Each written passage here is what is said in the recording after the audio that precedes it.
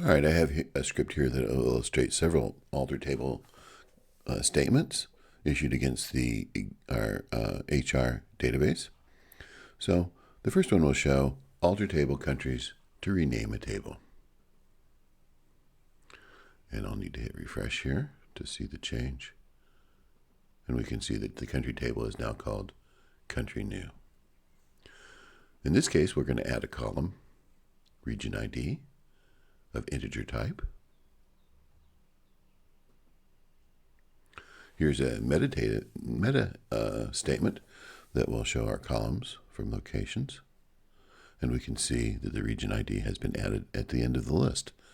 So whenever you add columns here, they'll show up at the end of the list unless you do something else. And all that's illustrated in the next statement here. Alter table locations, the same table. We're going to add ID, but it's going to be added at the first of the list here. Issue the command, and then the meta data about that table, and we can see that the ID column has been created for that table, and it's in the first position in the list of columns.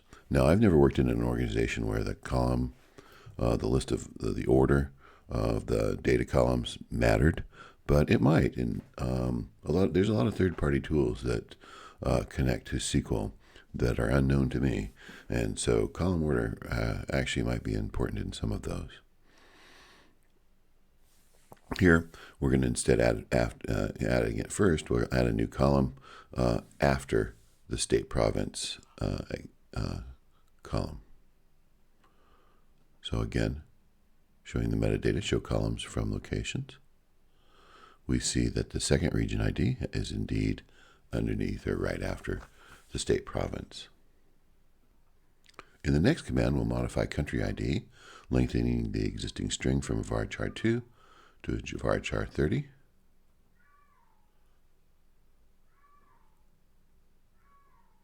And we see that it's been modified to varchar 30.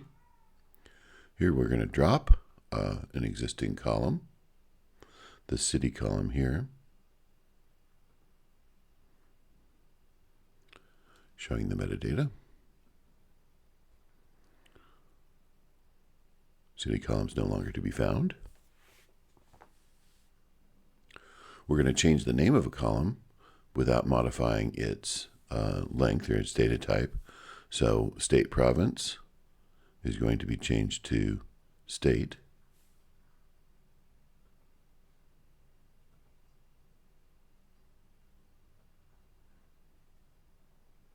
We see that there. This is an example of an alter table statement that will be rejected. Here, we're going to change the newly named state column to be a varchar 1 instead of a varchar 25. Now, if you look at the error statement here, data truncated for column state at row 3, it sounds like the data there has been truncated automatically down to 1, but that's not what happens. Instead, the alter statement has been rejected, warning us that it would cause data truncation. So that's a warning about that. So again, if you need to constrain data more than it is right now, that's where you're going to run into problems with the alter table statement. Here we can see that the state column remains at a varchar 25. Here we're going to add an index. Now, adding an index is probably something you do quite often as far as modifying a database. So you study, what's involved in that is studying how a database is being used. So if you're, for example, if you're searching a lot on a particular column and you haven't added an index, then it may be observed that your database is reacting slowly. And that's because if you're searching on a column that's not indexed, the database needs to do an entire table scan to look for values that you're looking for. Whereas if it's indexed, it goes to the index and finds those values quickly via the index. So adding an index and sometimes removing an index, because indexes aren't free.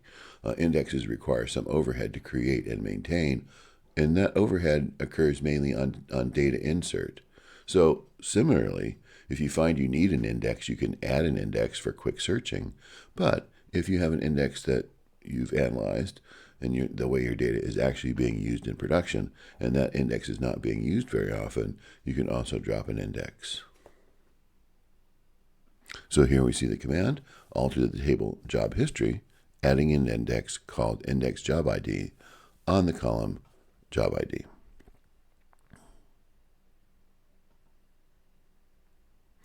And we can see now the job history now has an index on job ID. Let's see here. Yeah, this indicates that this is a multi-valued key. That is not a unique key here. So primary key, unique keys, and non-unique keys.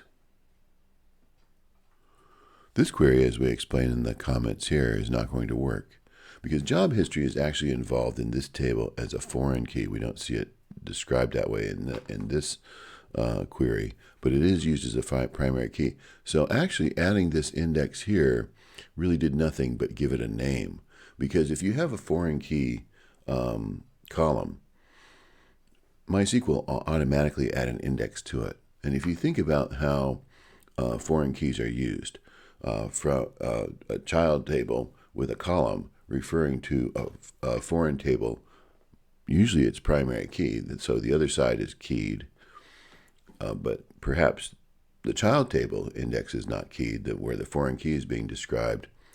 If the key is not there, and that's how table joins are being made between the child table and the primary key table, you have one part of the relationship that's requiring a full column scan in order to do a proper table join. So it's best practice by far, if you have a child key relationship or a foreign key relationship to another table, that there's keys on both sides. That is, you referred to a primary key, but the column that the child key emerged, the foreign key emerged from, should also be indexed. MySQL does that for you automatically. So it's going to refuse to drop the index there.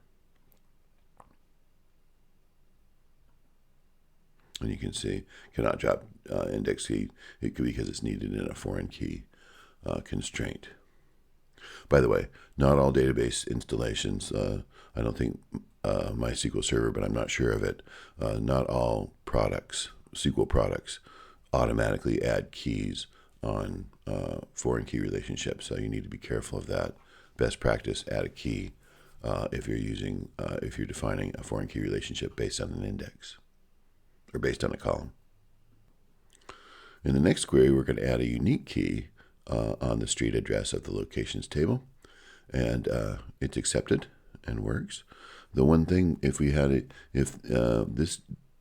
this constraint might be rejected if, again, the street address is not unique across the table columns.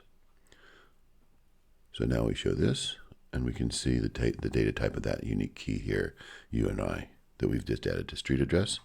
And of course, since we just added it, we know we can drop it because we added it, and it's not involved in a foreign key relationship. So let's see the result of that. And you can see now that the key has been dropped. So you can add and remove indexes.